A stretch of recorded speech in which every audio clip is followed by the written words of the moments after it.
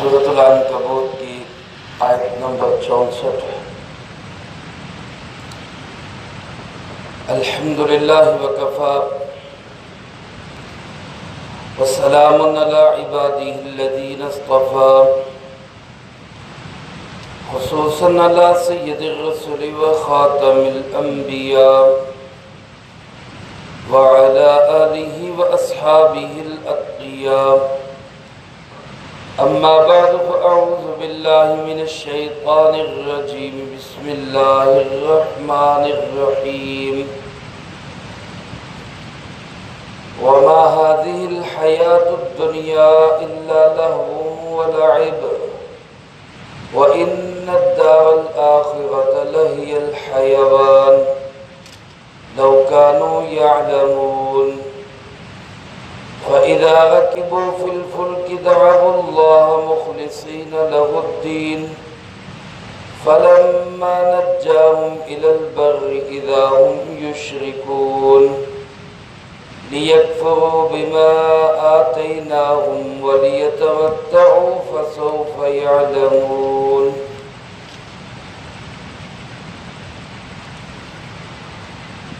وما هذه الحياة الدنيا إلا لهو ولعب، اور کچھ نہیں ہے یہ دنیا کی زندگی سوائے کھیل اور تماشے کے۔ وَإِنَّ الدَّارَ الْآخِرَةَ لَهِيَ الْحَيَوَانُ، اور یقیناً پچھلا گھر وہی جینے کا گھر ہے۔ لَوْ كَانُوا يَعْلَمُونَ، کاش کہ یہ لوگ اس بات کو جان لیتے۔ فَإِذَا رَكِبُوا فِي الْفُلْكِ، پس جب کبھی یہ لوگ سوار ہوتے ہیں کشتیوں میں، دعوا اللہ مخلصین لہ الدین، اللہ ہی کو پکارتے ہیں خالص کرتے ہوئے اسی کے لیے پکار کو۔ فلما نجاہم الی البر، پھر جب وہ ان کو نجات دے دیتا ہے خشکی کی طرف، اذا ہم یشرکون، تو جب ہی یہ لوگ شرک کرنے لگتے ہیں۔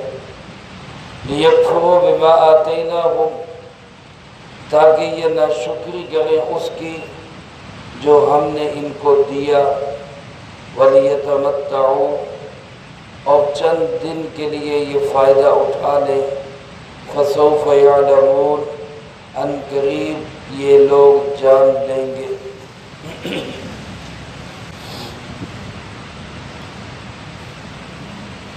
اس سے پہلے آیات مبارکہ میں اللہ رب العالمین نے اپنی وحدانیت اور توحید کے، اپنے ایک ہونے کے کچھ ایسے دلائل بیان فرمائے، ایسی واضح علامات اور نشانیاں بیان فرمائی کہ جن کا کوئی بڑے سے بڑا مشرک بھی اس زمانے کا انکار نہیں کر سکا۔ مثال کے طور پہ سوال کیا گیا، آسمان و زمین کو کس نے پیدا کیا؟ سورج چاند کو کس نے کام پہ لگایا؟ اس کا جواب اس زمانے کے بڑے بڑے مشرکوں کے پاس بھی سوائے اس کے اور کوئی جواب نہیں تھا کہ آسمان و زمین کو پیدا کرنے والا کون ہے؟ وہ اللہ ہے۔ سورج اور چاند کو کام پہ لگانے والا کون ہے؟ اللہ ہے۔ پھر سوال کیا گیا، آسمان سے پانی کس نے اتارا؟ اس پانی کے ذریعے سے بنجر اور بے آباد زمین کو دوبارہ سرسبز و شاداب کس نے بنایا؟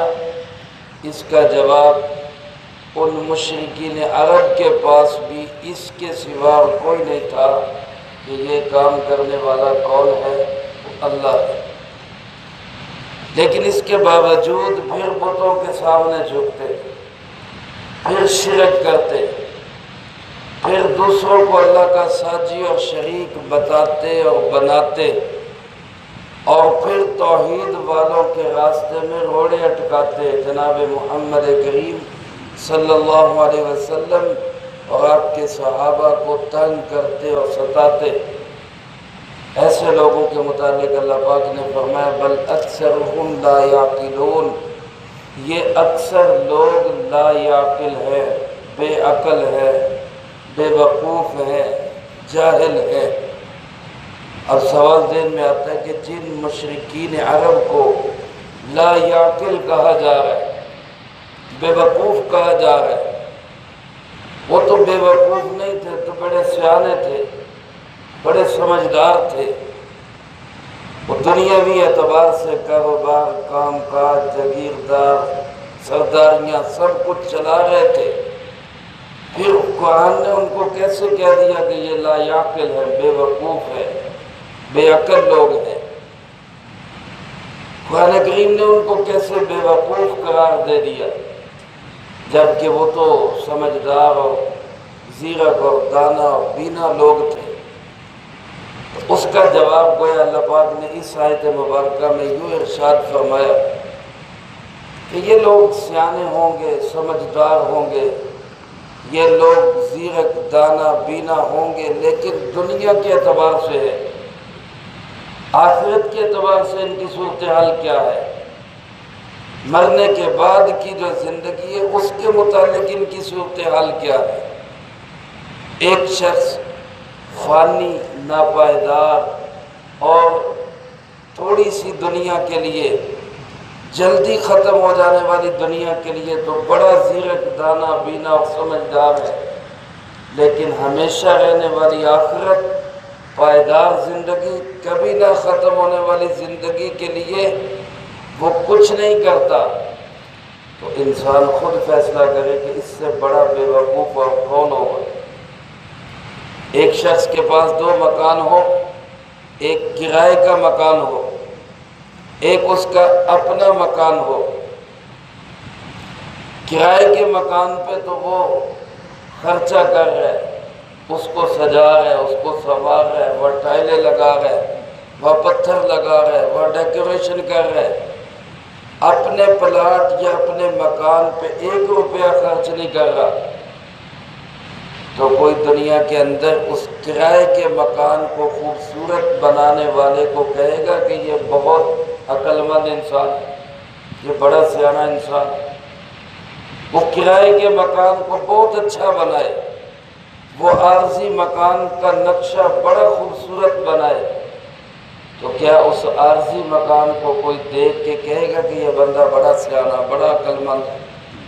ہر بندہ کہے گا کہ پرلے درجے کا جاہل، بے وقوف ہے، اپنے پلاٹ پہ تو 1 روپیہ نہیں لگا رہا، اپنی ذاتی جگہ پہ تو کچھ بھی خرچ نہیں کر رہا، تو کرائے کی جگہ پہ یہ لاکھوں کروڑوں لگائے جا رہا ہے۔ یہ تو بے وقوف انسان ہے۔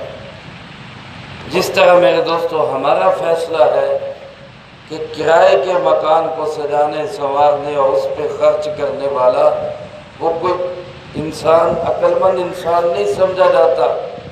اسی طرح ایک شخص دنیا کے اندر لاکھوں کروڑوں روپیہ کماتا ہے، خرچ کرتا ہے، یہاں پہ اپنی ساری صلاحیتیں لگاتا ہے، لیکن آخرت کے لیے کچھ بھی نہیں کرتا، تو اس شخص کو اللہ کی نگاہ کے اندر، آخرت کی نگاہ کے اندر بھی کیا سمجھا جائے گا کہ یہ کیا ہے؟ بے وقوف ہے۔ کیونکہ اللہ پاک فرماتے ہیں کہ جو دنیا کی زندگی ہے اس کی تو کوئی حقیقت ہی نہیں ہے، یہ کچھ بھی نہیں ہے سوائے اس کے کہ لہو و لعب، یہ لہو ہے، کھیل ہے، لعب کھیل کود اور تماشے کی جگہ ہے۔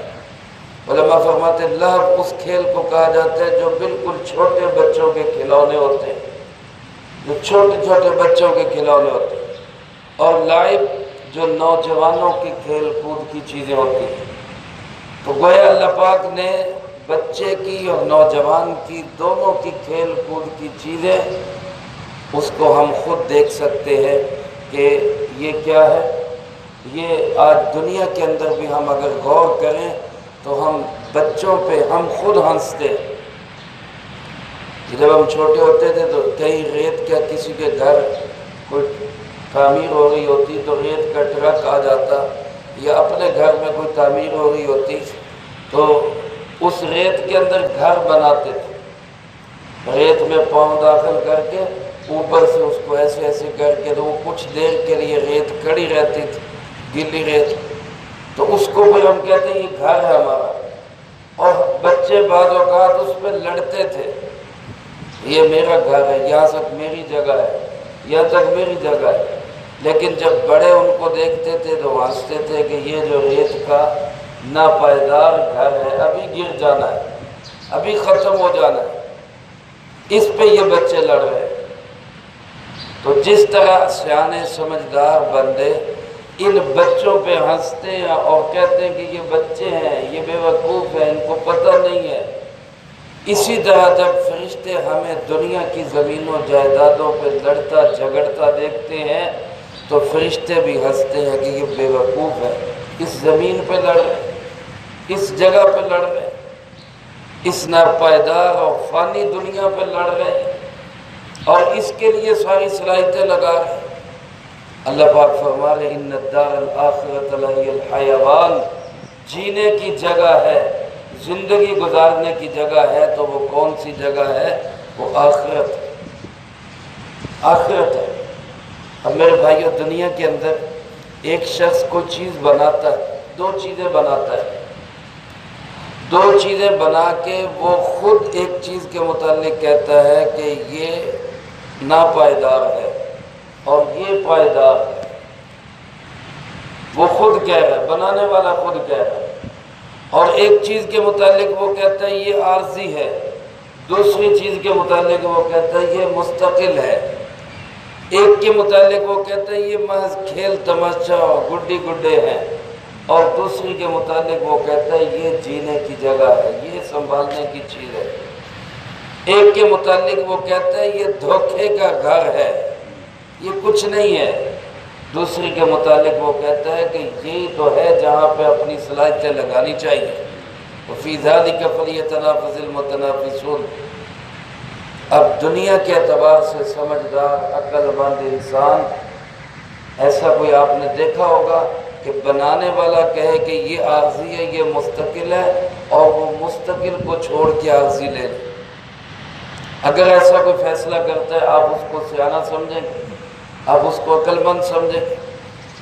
ایک شخص ایک آدمی کے پاس آ کے کہتا ہے کہ بھائی یہ 5 مرلے کا پلاٹ آپ کو ہم دیتے ہیں، لیکن یہ آپ کا ہے، اس کو ہم واپس نہیں لیں گے، مالکانہ حقوق آپ کو دے دیتے ہیں، اور اس کے ساتھ یہ 5 مرلے کا مکان ہے، یہ آپ کو دے دیں گے، لیکن یہ 4 سال 5 سال کے بعد آپ سے ہم خالی کرا لیں گے، یہ آپ سے ہم واپس لے لیں گے، لیکن آپ کو اختیار ہے، چاہے یہ لے لیں چاہے یہ لے لیں۔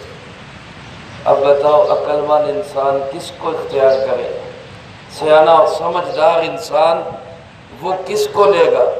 جو مالکانہ حقوق پہ مل رہا ہے اس کو منتخب کرے گا، یا جو عارضی طور پہ مل رہا ہے اس کو منتخب کرے گا؟ ہمارا فیصلہ یہی ہے کہ جو مالکانہ حقوق پہ مل رہا ہے سمجھدار آدمی اس کو اختیار کرے گا۔ اور یہاں دنیا کے اندر، دنیا اور آخرت کے متعلق ہمارے فیصلے کیا ہیں؟ ہم ساری صلاحیتیں دنیا کو حاصل کرنے پہ، اس کو بنانے پہ، اس کو اچھا کرنے پہ خرچ کر رہے ہیں، آخرت کے لیے ہم کتنی محنت کر رہے ہیں یہ آج ہم اپنے معاشرے میں دیکھ سکتے ہیں، ہم اپنی زندگی میں دیکھ سکتے ہیں کہ میں دنیا کے لیے کتنا کام کر رہا ہوں اور آخرت کے لیے کتنا کر رہا ہوں۔ اور اللہ پاک فرماتے ہیں یہیں سے پتہ چلے گا کہ عقل مند کون ہے اور بے وقوف کون ہے، سمجھدار کون ہے اور نانسنس کون ہے، بے سمجھ کون ہے۔ اسی لیے اللہ پاک نے ان لوگوں کو لا یعقل فرمایا کہ یہ عقل نہیں رکھتے جو اپنی دنیا بنانے کے لیے اپنی آخرت کو بگاڑ لیتے، دنیا کی ناپائیدار اور عارضی زندگی کو سنوارنے کے لیے اپنی آخرت بگاڑ لیتے۔ اب بتاؤ جو چوری کرتا ہے وہ کس لیے کرتا ہے؟ کہ میری دنیا بن جائے، آخرت بگڑتی ہے بگڑ جائے۔ جو آدمی ملاوٹ کر رہا ہے، جو آدمی چیزوں میں چیزیں ملا کے دے رہا ہے، یہ کس لیے کر رہا ہے؟ میری دنیا بن جائے، آخرت بگڑتی ہے تو بگڑ جائے۔ جو آدمی ذخیرہ اندوزی کر رہا ہے، مال کو سٹاک کر کے سٹاکیہ ریٹ بڑھا کے پھر بیچنا چاہتا ہے، یہ آدمی اپنی دنیا بنانے کے لیے اپنی آخرت برباد کر رہا ہے۔ رشوت لینے والا، خیانت کرنے والا، فراڈ کرنے والا، بہنوں کا حق کھانے والا، بیٹیوں کا حق مارنے والا، یہ اپنی دنیا بنانے کے لیے اپنی آخرت برباد کرتا ہے، اپنی آخرت کو برباد کرتا ہے۔ اب ایسے انسان کو آپ بتاؤ عقل مند کہا جائے گا یا بے وقوف کہا جائے گا؟ جو انسان دنیا کے اندر لوگوں کا مال ہڑپ کر جاتا ہے، جائیداد زمین ہڑپ کر جاتا ہے، اور اس نے اپنی ملیں بنا لی، کوٹھیاں بنا لی، بنگلے بنا لے، ہم دنیا والے کیا کہتے ہیں؟ بڑے ہی سمجھدار ہیں، بڑے ہی سیاح، بڑے ہی سیاح۔ لیکن آخرت والے اس کو کیا کہتے ہیں؟ بڑا ہی بے وقوف ہے، پرلے درجے کا احمق ہے کہ دنیا بنانے کے لیے آخرت برباد کر دی۔ اللہ پاک کسی کو فرما رہے ہیں کہ یہ دیکھو یہ دنیا کی ناپائیدار زندگی ہے، کھیل تماشا ہے، اس کی کوئی حقیقت نہیں ہے، رہنے کی جگہ ہے، زندگی گزارنے کی جگہ ہے، جینا ہے تو وہ کون سا جینا ہے؟ وہ آخرت کا جینا ہے۔ فرمایا لو کانوا یعلمون، کاش لوگ اس بات کو جان لیتے، کاش کہ لوگ اس چیز کو سمجھ جائیں، اس نقطے کو سمجھ جائیں اور اپنی دنیا کے لیے اپنی آخرت برباد نہ کریں، آخرت کو خراب نہ کریں۔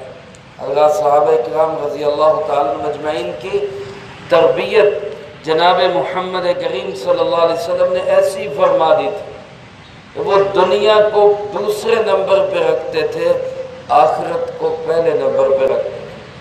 آج یہود و نصارہ نے، باطل نے ایسی محنت کی، ہمارے دل دماغ کے اندر دنیا دنیا دنیا دنیا دنیا بسا دی۔ کماؤ کماؤ، پیسے لاؤ، حلال آتا ہے تب لاؤ، حرام آتا ہے تب لاؤ، اس کے بغیر زندگی نہیں گزرے گی۔ اب اس کے لیے چاہے حق کسی کا مارنا پڑے ہم وہ بھی کر لیتے ہیں کہ دیکھا جائے گا جو ہوگا۔ اللہ ہمیں ہدایت دے، سمجھ دے، عقل دے کہ ہم دنیا کی خاطر آخرت کو برباد نہ کریں۔ اب انسان سوچتا ہے کہ یہ اللہ ہی کی کیوں ماننی ہے، اللہ ہی کی کیوں ماننی، کسی اور کی کیوں نہیں ماننی؟ تو اللہ پاک فرماتے ہیں تمہارا اپنا عمل یہی بتاتا ہے، تمہارا اپنا عمل یہی بتاتا ہے کہ بات صرف کس کی ماننی ہے؟ اللہ کی۔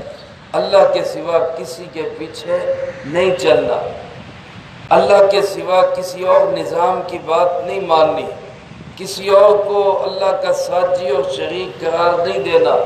اور وہ عمل کیا ہے؟ فرمایا فَإِذَا رَكِبُوا فِي الْفُلْكِ، جب یہ لوگ خود کشتیوں میں سوار ہوتے ہیں، کشتی میں سوار ہوتے ہیں۔ کفار مشرکین عرب کا یہ عمل تھا کہ جب وہ سفر کے دوران کسی کشتی میں یا جہاز میں سفر کرتے اور جہاز و کشتی وہ کہیں موج کے اندر پھنس جاتی، کہیں گرداب میں پھنس جاتے، کہیں کوئی بگولا آ جاتا، ہوا کا طوفان آ جاتا، یا کہیں کوئی ایسی آفت آ جاتی سمندر میں اور جہاز اس میں پھنس جاتا، کشتی اس میں چکولے کھانے لگتی، تو وہاں وہ کیا کرتے تھے؟ دعوا اللہ مخلصین لہ الدین، خالص اللہ کو پکارتے تھے۔ وہ مشرک لوگ وہ خالص اللہ کو پکارتے تھے کہ یہاں اللہ کے سوا بچانے والا کوئی نہیں ہے۔ خود ان کا اپنا عمل یہ تھا۔ حضرت اکرمہ رضی اللہ تعالیٰ عنہ ابو جہل کے بیٹے، جب مکہ فتح ہوا تو یہ مکہ سے بھاگ گئے۔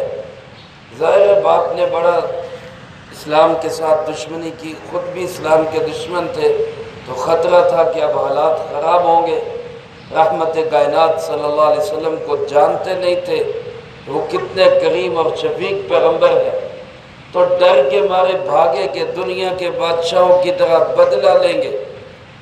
لیکن جب بھاگے، مکہ سے نکلے، یمن جانے کے لیے جدہ میں پہنچے کہ یہاں سے سمندر میں سوار ہو کر، جہاز میں سوار ہو کر چلا جاتا ہوں، اور سوار ہو بھی گئے، کشتی جہاز چل بھی پڑا، لیکن ابھی تھوڑا سا سفر طے کیا، وہ کسی بھنور میں پھنس گئے، بھنور میں پھنس گئے۔